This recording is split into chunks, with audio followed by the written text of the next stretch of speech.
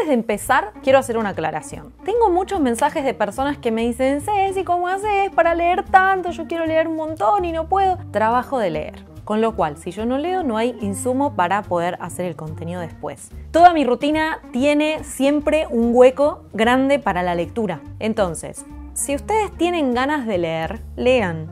Si ustedes tienen ganas de contabilizar lo que leen, contabilícenlo, pero ese no es el objetivo de la lectura. El rato de lectura tiene que ser de disfrute, de conexión, de encuentro, de búsqueda. Esto es el paréntesis que quería decir antes de contarles las lecturas de julio.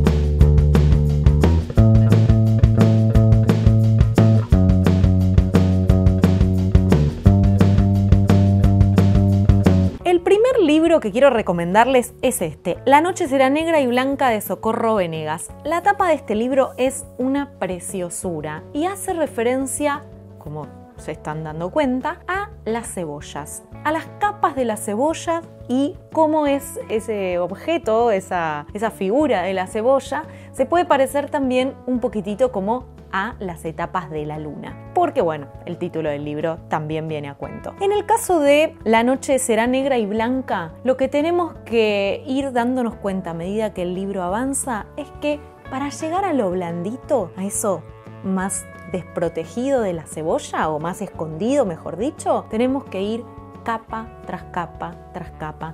Y la vida también es eso. A veces tenemos hecha una capa exterior, que es la de la cáscara, que es la de la estructura, y después, a medida que vamos avanzando y profundizando, nos encontramos con eso más blandito que hay que cuidar. Esperen que el perro lo dará todo.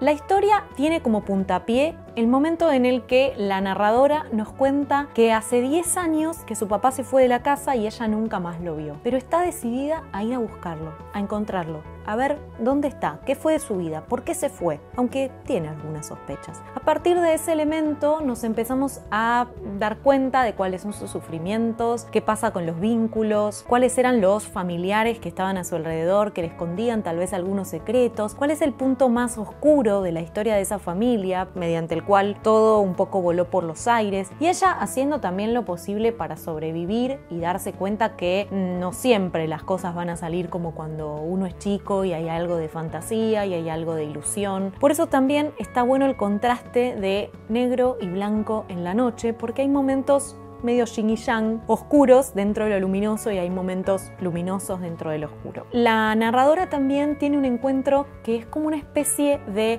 reemplazo o de doble de la paternidad con un escritor, que es un escritor viejo al que ella va a entrevistar, que parece ser como una especie de sabio, ¿no? Como que el que le tira consejos con alguna distancia, pero ella lo toma como la figura paterna que siente que le faltó en los últimos años de su vida. El libro se lee muy rápido porque la misma intriga de saber qué va a pasar con el padre, si es que ella lo va efectivamente a ir a buscar, si lo va a encontrar, qué van a conversar, es lo que te va llevando a avanzar con la narrativa. Así que creo que lo que estaría bueno es hacer esa lectura primera, medio voraz, y después volver a encontrarse detalles en esta literatura de Socorro Venegas, que además es mexicana, estuvo en Argentina, tuve la oportunidad de conocerla y es una espectacular persona, muy generosa, nos contó un montón de cosas de sus procesos creativos, cómo se le había ocurrido la historia y además de sus otras novelas y sus otros libros que yo todavía no tuve la oportunidad, pero que sin duda me quedan ahí como notificación de próxima lectura. Vamos con un libro raro, pero todo lo que haga Carmen Cáceres yo lo voy a leer. Es así, es mi declaración. La ficción del ahorro, una novela de Carmen Cáceres, lo editó Fiordo, es uno de los últimos lanzamientos de esta editorial. La tapa es muy llamativa, ya de por sí el título, La ficción del ahorro. ¿A qué hace referencia? ¿Es un ensayo? ¿Es una novela? ¿Es un cuento? ¿Es una novela? Es una novela, efectivamente. Yo la leí porque además de que voy a leer todo lo que haga Carmen Cáceres, quiero mucho a Fiordo Editorial y además porque Lule Gallo, en su newsletter cortito, hizo una recomendación que me pareció espectacular sobre este libro. Dijo que era 2001, crisis, momento de quiebre, diciembre, pero en Posadas Misiones. Para quienes no son de Argentina, Posadas Misiones es una provincia, Misiones, que queda lejos del centro de Buenos Aires, que además tiene como un poco su idiosincrasia muy de frontera, porque está al lado de Brasil, porque está al lado de Paraguay, porque está a segundos de Uruguay, y es una provincia de calor, de un ámbito medio vaporoso, ¿no? Que desde Buenos Aires la vemos como muy lejana por ahí y nos encontramos con, en esta novela, la historia de una familia a partir del ahorro, del hecho de ahorrar. Entonces se pone todo raro para explicar. Yo decía, ¿cómo hago una reseña de este libro? Es efectivamente una chica que va con su padrastro a buscar la plata que tienen ahorrada, los dólares que tienen ahorrados en el banco en una caja de seguridad. La novela arranca así, ella como protegiendo la plata, la usan como tipo monigote para ponerle los fajos de los billetes pegados al cuerpo, pero no se olviden que hace muchísimo calor, entonces empieza a transpirar y se le empiezan como a caer los fajos. Esa escena tan graciosa, pero al mismo tiempo tan posible, es como el inicio de la historia, que es a partir de una imagen empieza a desarrollarse todo lo que le pasó en la historia a esa familia con el dinero, con la relación medio entre tensa, que se afloja y se tensa, de cada uno de los integrantes de esa familia con la plata. Al que le gusta ahorrar, al que le gusta gastar, al que está revisando si a la de al lado le compraron algo que a ella no le compraron. Y además pasa algo muy genial, que es algo que nos pasa a todos, porque el dinero en sí es lo que mueve el capitalismo, el sistema económico en el cual estamos inmersos en este país y en casi todo el mundo. Entonces nos podemos sentir reflejados en las actitudes que van tomando las distintas personas de la familia, pero también es cómo nos vinculamos con el dinero como si fuera algo con peso propio, que sí lo tiene, pero no deja de ser una ficción, digo, ¿no? Como la plata es algo que sé que la tengo en el banco, sé que, pero no está acá. Estoy ahorrando. ¿Qué? Estoy ahorrando para algo que voy a hacer en un futuro, para algo que voy a tener en un futuro. Todo el tiempo estamos haciendo ficciones con ese dinero, tanto si lo tenemos como si no lo tenemos o lo quisiéramos tener. Todo esto en la crisis de 2001, donde la gente hablaba de plata, se quedaba sin trabajo, entonces no tenía plata, necesitaba plata para pagar las cuentas, como todo el tiempo. Imposible no hacer un link directo al momento en el que estamos viviendo ahora en Argentina, pero también es al momento intrafamiliar, ¿no? Es como justamente esto, abre la puerta a una casa, a una familia y además en un lugar lejano a mis lecturas de todos los días. Es rápido de leer y es para reflexionar, más allá de la ficción en sí misma, ¿no? Así que súper recomendado, La ficción del ahorro. Siguiente libro. Esta vez voy con un libro de cuentos. Un rescate. Es un rescate raro, pero es un rescate al fin. Lo leímos en el Club de Lectores de Por qué Leer y hasta ahora nunca les había compartido nada sobre este libro. Y dije, va para las lecturas de julio porque lo leímos en el club en julio. Si ustedes tienen ganas de saber más sobre el Club de Lectores, me lo pueden preguntar en Instagram. Es un espacio muy interesante para compartir experiencias de lectura. Y elegí para compartir en ese club La terraza de Beatriz Guido. Un libro de cuentos que no existía así como tal, sino que es una antología compilada por la doctora en letras Valeria Castelló Jaubert. Y ella hace un prólogo hiper necesario para una edición como esta, porque como les decía, se trata de un rescate. Beatriz Guido fue bestseller durante, 20 años en la Argentina, igual que, por ejemplo, Silvina Bullrich o Marta Lynch, que hoy en día las podríamos conocer, como dice Cristina Mucci, como Las Olvidadas. Este libro, si tienen ganas de saber más sobre este trío de mujeres. El tema es que, a medida que fue pasando el tiempo, y podríamos decir que por las posiciones políticas, dice Valeria Castelló Jaubert, que esa puede ser una de las razones antiperonistas de Beatriz Guido, fue como siendo silenciada, olvidada, como dejó de ser leída, a pesar de que vendía miles y miles de ejemplares durante los años 50, los años 60, hasta los años 70 también. Entonces, se toman todos sus cuentos, eso nos lo contó Valeria en la presentación que nos hizo para el Club de Lectores, se toman todos sus cuentos a partir de una propuesta del Fondo de Cultura Económica y se arma esta antología, que son unos 22 cuentos, si no me equivoco. 22 cuentos que ella eligió por distintos motivos y compila acá. Es una manera impresionante de llegar a Beatriz Guido, porque vamos a encontrarnos nada más y nada menos que con su espíritu de cuentista. Beatriz decía que sentía libertad a la hora de escribir cuentos y al mismo tiempo era novelista y era guionista de cine. Ella fue la compañera de Leopoldo Torre Nilsson, cineasta de Argentina que trabajaba con los guiones de Beatriz Guido. Muchos de sus cuentos están, de hecho, vueltos película y los pueden ver en YouTube. Así como podemos ver una película, es leer estos cuentos que son espeluznantes, que son intrincados por donde se los mire, súper trenzados, están amarradísimos y a medida que va avanzando se amarran más y nosotros estamos como metidos en una narrativa impecable, pero muy enganchados, pero espeluznantes e incómodos. Hay personajes que son malos, con sus grises por supuesto, pero que hacen cosas feas y malas y demás, y al mismo tiempo nosotros los estamos mirando. Hay muchas mujeres deseantes, por ejemplo, cosa que en la época en la que estos cuentos fueron escritos no había tantas ficciones con mujeres deseantes, con mujeres que hacen lo que tienen ganas, no solo en el ámbito sexual, sino también en laboral, sienten libertades para decir las cosas, eso está buenísimo también. Hay incomodidades, por supuesto. Hay niños que sufren, y eso sé que para muchos puede ser un hasta acá, esto no lo voy a leer. Conozco varias personas que si hay niños en peligro en la ficción prefieren no leerlo, se los advierto entonces por eso. Pero hay un halo de Silvina Ocampo, hay un halo de Julio Cortázar en los cuentos de Beatriz Guido, que me parece que la vuelven muy recomendable. De paso les recomiendo, y les dejo el link en la descripción, el cuento La Huelga, que grabé para Audiolibros por qué leer, que es un cuento donde los personajes salen de una especie de, vamos a decir, como de pueblo en el que viven todos los trabajadores de una fábrica, de una empresa, que tiene a todos los trabajadores en la palma de su mano porque les pone un cine, les da derechos de salud, les pone una escuela. Entonces viven como las distintas familias de los trabajadores. Hasta que estos pibes se van a estudiar a otro lado y se enteran que la vida no era como a ellos les habían dicho. Y vuelven y dicen, che, hagamos una huelga porque acá todo muy lindo, pero al final afuera está pasando la vida. Y la gente como, no, acá estamos re bien, ustedes no rompan. No, estamos re bien. Y ellos tipo, no, pero hay que hacer la huelga. ¿Pero para qué querés hacer una huelga si tenés los derechos garantizados? Porque no son todos los derechos. Y se empieza a poner hiper incómodo el cuento. Y así son todas las narrativas de Beatriz Guido. Así que les recomiendo que si quieren entrar a su literatura puedan hacerlo a través de La Terraza, esta antología compilada por Valeria Casteló-Joubert, que en su prólogo nos deja toda la información que necesitamos para arrancar el libro bien inmersos en la obra de Guido.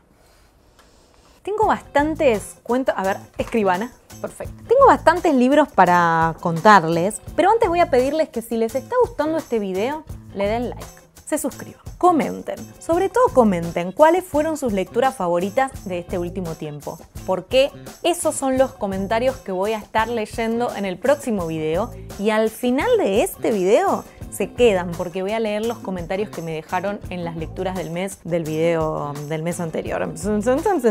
Lo más importante es que le pongan like, que comenten y que se suscriban. Y sobre todo que al final de todo importante, que le hagan clic a la campanita porque de esa manera YouTube les va a mandar notificaciones. Los creadores de contenido estamos en un mar de anzuelos del algoritmo, entonces necesitamos como, no sé si anzuelos, pero medio de mentores que nos van tirando para abajo. Entonces las notificaciones son súper importantes para todos nosotros. Dicho esto, seguimos con el siguiente, mira, hablando de creadores de contenido, con el siguiente libro que es Barullo, de Valeria Sol Groisman. Este libro se los comenté en el video sobre lecturas para hablar de salud mental. Si ustedes tienen ganas de verlo, se los dejo también en la descripción. Es un libro que habla sobre la ansiedad. La protagonista de esta historia es Maca. Ella arranca la historia contándonos que está por salir de la casa después de una cantidad enorme de días sin pisar la calle. Y a partir de ese hecho empieza a desandar su propia dolencia, su propia enfermedad de salud mental, empieza a contarnos qué fue lo que le pasó, por qué en un momento le dieron ataques de pánico, qué hizo con eso, los ataques de ansiedad que también le provocaban diferentes reacciones y es de alguna manera el poder leer el interior de su cabeza. Voy a agregar además que no es solo su cabeza, porque también está su vecina, porque también hay una abuela, porque también hay un terapeuta. Es como una cabeza de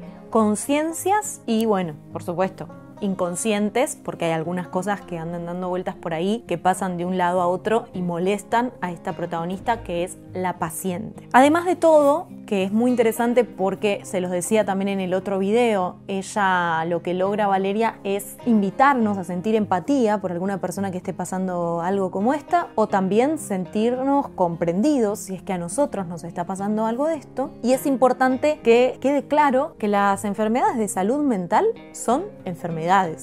y que la salud mental hay que cuidarla igual que nos cuidamos el hígado y comemos menos fritos cuando nos salen mal los análisis de sangre. Así que en esa perspectiva, este libro aporta un montón de información, que es información técnica, que es información que Valeria investigó, que casi que funciona como una especie de bibliografía, a pesar de que es ficción, no es que es no ficción. A mí me gusta pensar, proponer personajes inventados para que entre por ahí la empatía, para que podamos vivir durante un rato con este personaje sintiendo algo así. Es una novela, como les digo, sobre la ansiedad, también es una novela sobre la cabeza, sobre habitar una cabeza con mucho barullo y creo que nos puede hacer muy buena compañía. Tuve el privilegio, la suerte, si son creyentes de alguna fe, la bendición, no es mi caso, de viajar a la Feria del Libro de Lima, en Perú. Hice un video de recomendaciones de librerías, más que nada como una recorrida, medio así de visitando una ciudad distinta a través de sus librerías. Y entro a Book Vivant, que está en San Isidro, en Lima, y de pronto estoy mirando así todos los libros, ¡tuc! Esta tapa. La miro, llanto. Nunca me había pasado algo así. Nunca había llorado con la tapa de un libro, obviamente también el título, ¿no? Se llama Migrantes, y fue instantáneo. Ahora les voy a contar algo más loco que me pasó, porque automáticamente los creadores de contenido saqué el celular y empecé a grabar un videito para TikTok, que era como nunca me había pasado que llorar con la tapa de un libro. Tú lo subí, chau. A la noche estoy en la presentación de la Feria del Libro, el lanzamiento oficial, y me manda un mensaje Isa Watanabe, la autora de este libro. Hola Cecilia, vi que estás en Lima, me gustaría regalarte mi libro. Digo, ¿qué? ¿Viste mi TikTok? ¿Qué TikTok? No uso TikTok.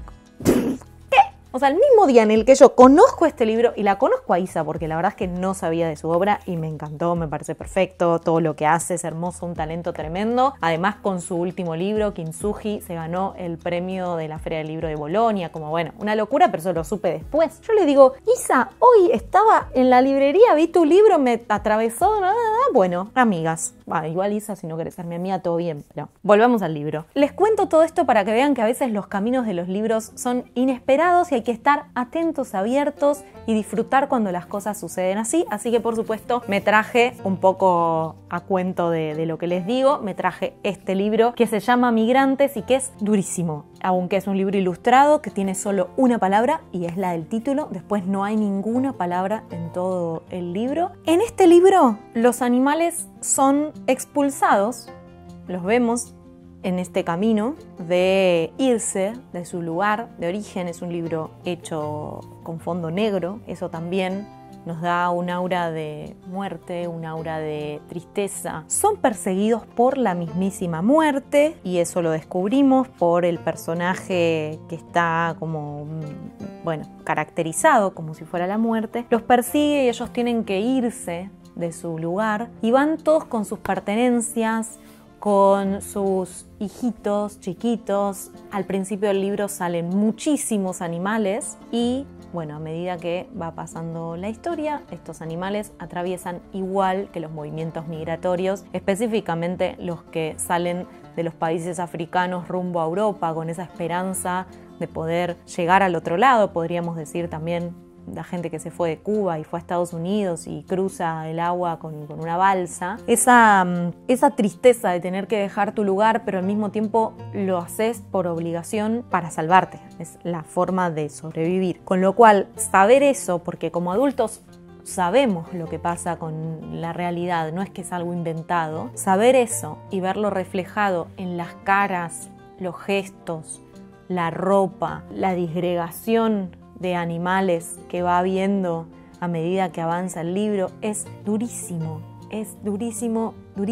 pero creo, como todo libro ilustrado, y además tan bien ilustrado, que nos permite poner nosotros las palabras que el libro no tiene, y creo que puede generar muy buenas conversaciones con niños. No pienso en niños muy pequeños, a quienes les puede llamar la atención porque, bueno, Isa es una talentosa ilustradora y a los niños y niñas les interesan, les atraen los dibujos. Pienso en niños por ahí de 7, 8, 9 años, adolescentes y adultos. Este es un libro para generar conversación y también para atesorar y para hacernos preguntas. Por ejemplo, ¿por qué si veo el sufrimiento en la cara de los animales, veo esa tristeza a la hora de tener que atravesar el mar, me pongo realmente mal, me conmuevo, y si sé que le pasa a personas, no me conmuevo tanto, ¿no? Como que lo doy más por hecho. Creo que ese tipo de preguntas vienen a cuento en este libro que se los recontra recomiendo. Tocarlo, tenerlo, pensarlo, leerlo aunque no tenga palabras. Voy a decir que es mi favorito del mes. Mis lecturas fueron muy calmadas, ¿han visto? Espeluznante para hacerse preguntas, para ponerse triste, para pensar la salud mental. Bueno, Cecilia, cálmate un poco. No. Leí, por ejemplo, Confesión, de Martín Cohen. Leí... Bueno, ahora les voy a contar un poco más sobre estos libros, pero antes es el momento de agradecer. Gracias a todas las personas que son quienes apoyan a Por qué leer, que deciden aportar económicamente a este proyecto, que ahora tiene más gente, tiene más equipo, que de a poco va creciendo, que va yendo para lugares diversos como se pueda y siempre promoviendo el libro, con el libro adelante como bandera de transformación, de reencuentro, de búsqueda. Lo que les digo, el libro hace su magia, así que gracias a quienes deciden que este es el proyecto en el que quieren aportar. Pueden hacerlo ustedes también escaneando el QR, los va a llevar a una página donde tienen distintas opciones y tal vez ahí con un aporte mensual o si no un aporte único ya nos están ayudando un montón. Y hablo en plural, que no soy sola. No, en serio, no soy sola. No voy a ir por el de Cohen, voy a ir por este, que tampoco es un libro muy tranca, Me escribió Marina Larrondo y me dijo: hola Cecilia, yo soy socióloga, pero escribí un libro con El gato y la caja, que es un libro lo más íntimo que escribí hasta ahora. Y apareció La suerte de tu lado. Voy a dedicar un segundo para analizar lo que es esta edición. El gato y la caja hace unos libros hermosos. Si quieren ver más, van a encontrar ahí en su Instagram. Y además hacen unos posteos muy interesantes involucrando ciencias de todos los tipos. Hay ciencias sociales, hay ciencias económicas, hay ciencias naturales. Como que tienen libros en todos esos niveles de la ciencia. Y está buenísimo porque hacen posteos interesantes y bien resumidos, estéticos, como un placer. Llega entonces este libro y yo, sabiendo que Marina me dijo es un libro muy personal, pero del gato y la caja, que involucra la ciencia, entonces, en efecto. Marina, al principio de este libro, vamos a decir la narradora, porque si bien es su historia personal, cuando uno escribe hay una especie de yo poético, ¿no? Es como un otro al que uno ve a pesar de estar contando su propia historia. La narradora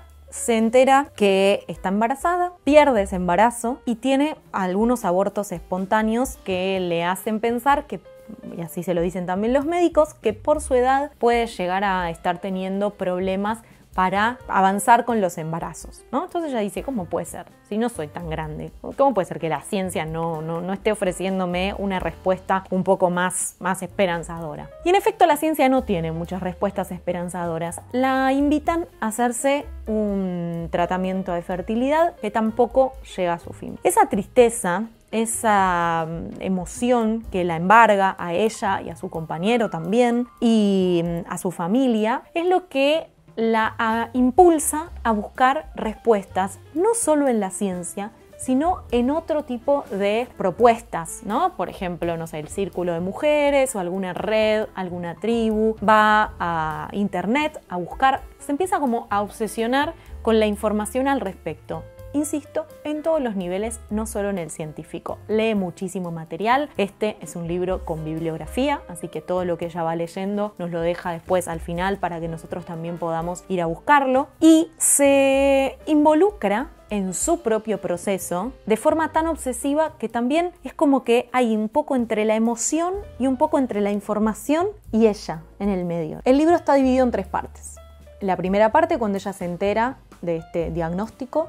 La segunda parte, donde a partir de los distintos embarazos que va perdiendo, ella emprende toda la investigación y su vivencia con los distintos círculos de mujeres y, por resumirlo, ¿no? De alguna manera, y el cierre, que también viene a cuento de un montón de información y de conclusiones que ella saca. ¿Por qué? Porque este libro no busca quedar bien con todas las instancias de medicina o de medicina alternativa o la ciencia, sino que dispara dardos al centro de cada una de esas disciplinas, porque hace críticas, hace observaciones, cuenta cómo cada una de las cosas que le dijeron la van afectando y siempre aportando información y como datos, ¿no? Bueno, hay un X porcentaje de mujeres que recibió esta noticia y que después tal cosa. Entonces, especialmente en la conclusión del libro, aparecen todas estas posiciones una vez que ella ya puede salir de la obsesión que le había agarrado por los datos, por saber, por hacer todo prolijamente y medir y todo, y tiene la oportunidad de reflexionar al respecto, con críticas, sobre todo con críticas, con una mirada muy punzante a todo lo que la fue rodeando en este proceso de búsqueda de quedar embarazada y de tener su bebé como ella lo soñaba. Voy a dejar para el final a Kogan. Bueno, y voy a ir con algo un poquitito más luminoso. Nunca había leído nada de Silvia Molloy o Molloy, le voy a decir Molloy, y tenía un libro que era de relatos, bien cortito. Me pareció que me podía ayudar a bajar un poco la intensidad de ciertas lecturas y fui por Animalia, que es un libro que voy a resumir como los animales atraviesan tu vida y Silvia cuenta los animales. Un resumen malísimo, voy a analizarlo de nuevo. Como los animales que atravesaron la vida de Silvia, también lo resumí mal. Voy a leer lo que dice atrás. Cómo los animales pasan por tu vida y por la vida de Silvia. Entonces, hay animales de todo tipo. Hay pájaros, hay gallinas, hay perros, hay gatos, hay mapaches. Ella nos va contando relatos de su vida cruzados por animales. Y es hermoso porque claramente los animales fueron parte de su familia. Claramente los animales le modificaron la vida. Pero al mismo tiempo, ella tiene tan aceptado y tan bien hecho los duelos que puede ir como distanciándose de ese ser para poder contarnos cómo le modificó la vida o cómo fue el paso de ese animal por su vida. Y es hermoso, nos hace pensar en nuestros propios animales y no tal vez los que tenemos en nuestra casa, sino los pájaros con los que todos los días nos cruzamos, el nido que durante un tanto tiempo tuvimos en nuestra ventana. Es como animales a nuestro alrededor. Es hermoso, es muy luminoso, no tiene golpes bajos. Sí, por supuesto, hay momentos de despedida de animales que pueden ser los más tristes, pero ella también lo cuenta de una manera tan natural que no busca meter el dedo en la llaga, sino que es, bueno, en un momento este animal le pasó esto y le tuvimos que decir adiós. Me encantó y siento que de alguna manera también es asumir un compromiso con la literatura de Silvia Molloy que no, como les decía, nunca había leído, que tiene grandiosos libros publicados porque conozco muchos lectores de su obra y específicamente me interesa el que se llama Vivir entre lenguas porque ella vivió mucho tiempo en Estados Unidos y me interesa también ese aspecto de los escritores que tienen a su alrededor un lenguaje y después al escribir usan otro. Creo que eso siempre suma. Bueno, me han hablado muy bien de Vivir entre lenguas, así que lo estaré buscando seguro para seguir profundizando en la obra de Silvia, que me dejó un buen sabor, una emoción muy grande de leer este libro. Es como tenerlo ahí en la mesita de luz, me estoy por ir a dormir, leo 2 o 3 relatos. Los relatos son de 1 página y media, por eso no les leí ninguno para los audiocuentos porque intento siempre que sean un poquito más largos, pero por ahí 1 página, 2 páginas, 2 páginas y media. En 2 segundos todo el escenario, tuki, el animal, cómo ella se modificó, termina. Y eso es muy muy lindo para poder irnos a dormir con algo leído. Tenía pendiente terminar Confesión desde hacía bastante. Y como todos los meses estoy leyendo un libro que tiene que ver con hacer memoria y con la última dictadura militar, las personas desaparecidas en la Argentina, los crímenes de lesa humanidad y el no dejar de hablar de estos temas, dije, este mes voy por Confesión. Y Martín Kogan, otra vez, nos da una clase de literatura. Pero no es tan rápido que llega el momento de la clase, así que hay que tenerle paciencia. En este libro empezamos por la confesión de una niña en la iglesia de Mercedes. Ella confiesa que le gusta un chico y que cuando lo ve pasar le pasan cosas en el cuerpo. Bueno, uno podría decir, se calentó o lo que sea. El sacerdote le considera eso como un pecado, entonces la manda a rezar. Pero toda la primera parte, que son muchas páginas, es ella creciendo, todo su desarrollo desde niña hasta que se casa, todo ese desarrollo, enamorada de este pibe que le provoca cosas en el cuerpo y hace que ella haga cosas con su cuerpo que al sacerdote le parecen, insisto, un pecado. ¿Quién es ese pibe del que ella se enamora? Jorge Rafael Videla. Esto es impresionante porque nosotros como ciudadanos, sabiendo que Videla es un genocida, no tenemos esa dimensión de su historia. No sabemos quién se podía enamorar de esta persona, ¿no? Y sobre todo cuando era un adolescente, que todavía no había sido quien fue después. Con lo cual ya nos rompe por adentro, porque, ay Dios, mirá de quién te estás enamorando, reina. Salí de ahí maravilla, diría la frase.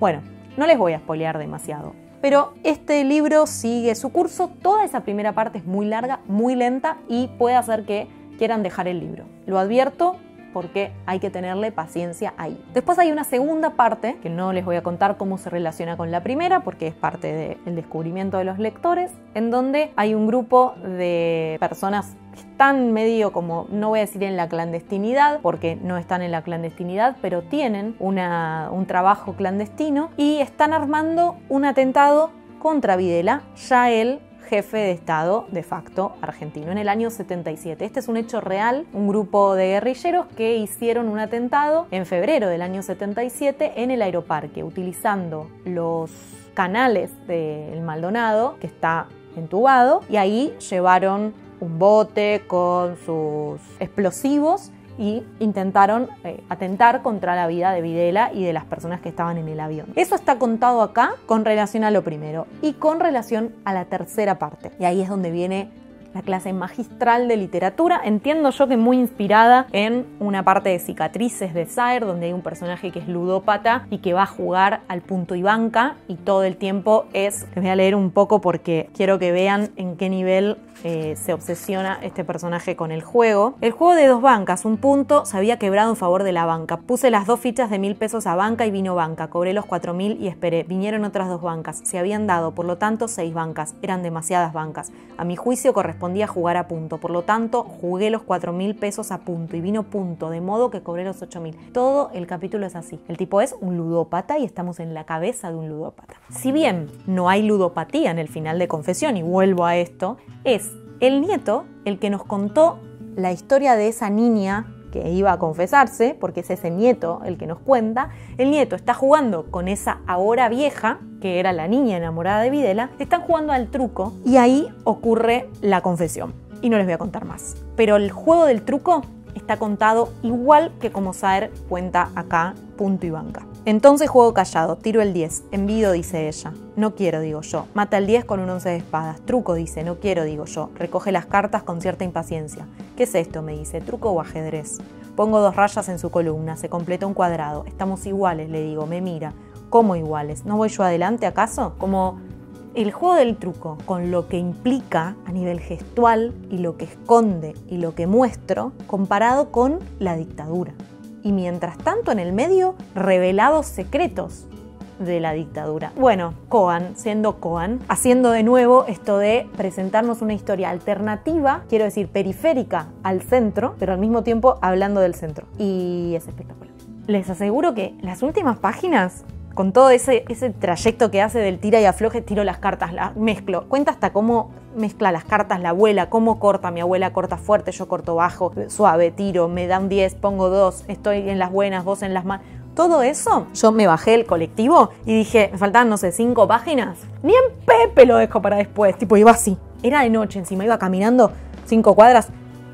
Así, leyendo el libro, totalmente absorta en la lectura, y veía que pasaba, digo, ¿cómo se va a terminar esto? Creo que es para un club de lectura, porque lo terminé y fui a preguntarle a otras personas que lo habían leído, che, ¿qué onda este final que me dejó explotada la cabeza? Así que súper recomendable, más allá de que la temática es durísima. Como siempre les digo, si ustedes tienen dudas sobre su identidad o conocen a quien tiene dudas sobre su identidad, pueden ir a Abuelas de Plaza de Mayo, que desde el mismísimo principio de su historia buscan a nietos que han sido secuestrados por los dictadores de la última dictadura cívico-militar argentina, y que también hacen un trabajo de recuperación de la memoria y de la identidad de esas personas y de sus familias. Dicho todo esto, y aceptando que han sido bastante crudas mis lecturas del mes, y es lo que hay, chicos, es lo que tengo para ustedes, los leo a ustedes, porque así es como funcionan las recomendaciones. Así que se quedan y hay más libros que les parecieron espectaculares o sus mejores lecturas del mes pasado. Les mando un abrazo enorme. Hasta el próximo video. Hasta la próxima lectura.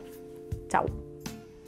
María Laura Ersch nos cuenta que leyó Cielos de Córdoba de Federico Falco, Ola de Martín Coan y Escenas góticas de Iván Cankar. Este último de un autor esloveno, mirá, no lo conocía. Es una novela corta, pero para leer despacio por la crudeza de algunas escenas. Gracias, María Laura. A Pilar le agradezco que se cope con las distintas propuestas y recomendaciones, y vamos con las de ella, que recomienda ampliamente Carcoma de Laila Martínez, una novelita muy corta a lo Mariana Enríquez, del vínculo de una abuela y su nieta con lo sobrenatural, el género y el odio entre clases. Excelente recomendación, no la leí. La escuché nombrar porque la leyeron muchas personas a mi alrededor. A Gus Casals, que lo quiero tanto, le agradezco su recomendación, que dice que su lectura fue Los años 70 de la gente común, del autor Sebastián Carasay, interesantísimo para pensar nuestra actualidad sociopolítica. Un abrazo, Gus. A Bukish Vicky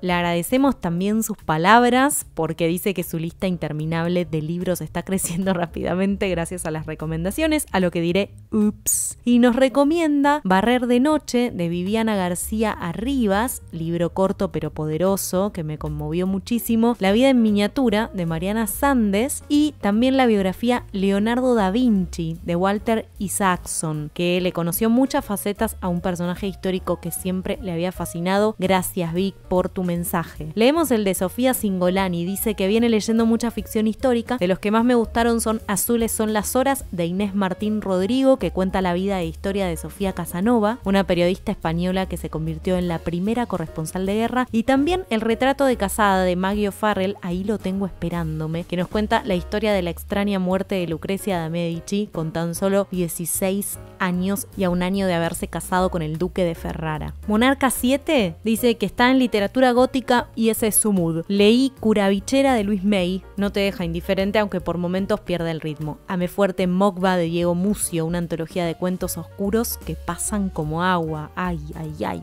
Y está leyendo Nuestra parte de noche. ¿Ya lo habrá terminado? El último mensaje, Tiago Pardo, dice que finalmente terminó los cuentos completos de Silvina Ocampo. Espectacular cada uno de ellos, y los últimos 3 mortales. Te mando un abrazo grande, Tiago, y con ese abrazo a toda la comunidad también. Gracias por compartir sus recomendaciones y los espero en la próxima lectura. Chau.